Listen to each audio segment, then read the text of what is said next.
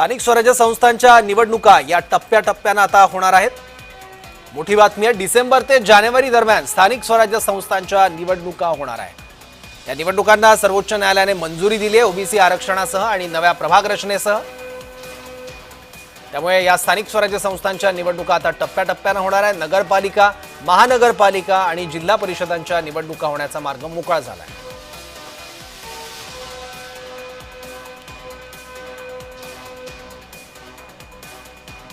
याबद्दल आणखी माहिती घेऊयात आपले प्रतिनिधी किरण गोटूर यांच्याकडून। किरण,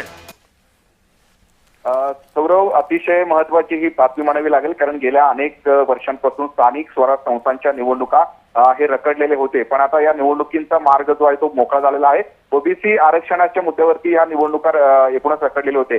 मागचे जे 2 निकाल सर्वोच्च न्यायालयाचे आले आणि त्यानंतर या निवडणुकांचा जो मार्ग आहे तो मोकळा झालेला आहे। पण आता हे टेंटेटिव्ह ऑक्टोबर एंडिंग पासून या निवडणुकींना सुरुवात होईल आणि डिसेंबर एंड किंवा जानेवारीच्या पहिल्या आठवड्यापर्यंत संपूर्णपणे निवडणुका हे संपतील, अशा पद्धतीची माहिती मुख्य निवडणूक आयुक्त दिनेश वाघमारे यांनी आज नाशिकमध्ये दिलेली आहे। आज ते नाशिक दौऱ्यावरती होते। नाशिक विभागीय या संपूर्ण वेगवेगळ्या जिल्ह्यामध्ये जे निवडणुका होत आहेत त्या नाशिक विभागाच्या या निवडणुकांची त्यांनी एक बैठक नाशिकमध्ये आज घेतली आणि त्या बैठकीनंतर त्यांनी एक प्रेस कॉन्फरन्स घेतला आणि त्यामध्ये ही संपूर्णपणे माहिती दिलेली आहे। गेल्या अनेक वर्षांपासून या निवडणुका प्रकटलेले होते। ऑक्टोबर एंडिंग पासून स्थानिक स्वराज्य संस्थांच्या निवडणुकीला सुरुवात होईल आणि त्यानंतर डिसेंबर एंड किंवा जानेवारीच्या पहिल्या आठवड्यापर्यंत हे निवडणुका चालतील आणि या सगळ्यामध्ये महापालिका, जिल्हा परिषद, नगर परिषद, पंचायत समिती या सर्व ज्या निवडणुका आहेत ते टप्प्याटप्प्याने होतील, अशाही पद्धतीची माहिती जी आहे ते आज मुख्य निवडणूक आयुक्तांनी दिलेली आहे। त्यामुळे गेल्या अनेक वर्षांपासून जी प्रतीक्षा होती, जे स्थानिक नेते होते, ज्या लोकांना निवडणूक हे लढायचे असतात,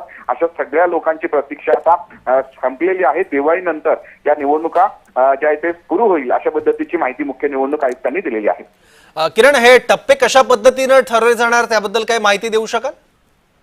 खरं तर त्या संदर्भात अद्यापही निर्णय झालेला नाही, अशा पद्धतीची माहिती मुख्य निवडणूक आयुक्तांनी दिलेली आहे। कारण आधी जिल्हा परिषद घ्यायचे, महापालिका घ्यायचे, नगरपंचायत घ्यायचे, पंचायत समिती घ्यायचे, या संदर्भात अद्याप निर्णय झालेला नाही, पण टप्प्याटप्प्याने हे निवडणुका होतील। कारण एकत्र निवडणूक घेण्यासाठी जो संपूर्णपणे पॉवर लागतो, मॅन पॉवर लागतो, सर्व जे एकूणच इन्स्ट्रुमेंट्स लागतात, त्या संदर्भात विचार करून हे टप्प्याटप्प्याने हे निवडणुका घेतले जातील।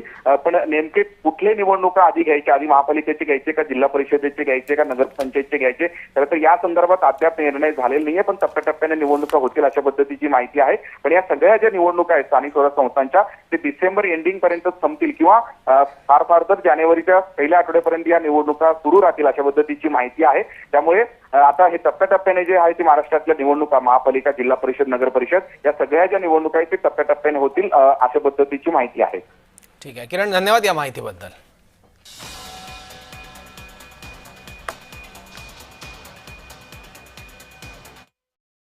हर रोज हो जाता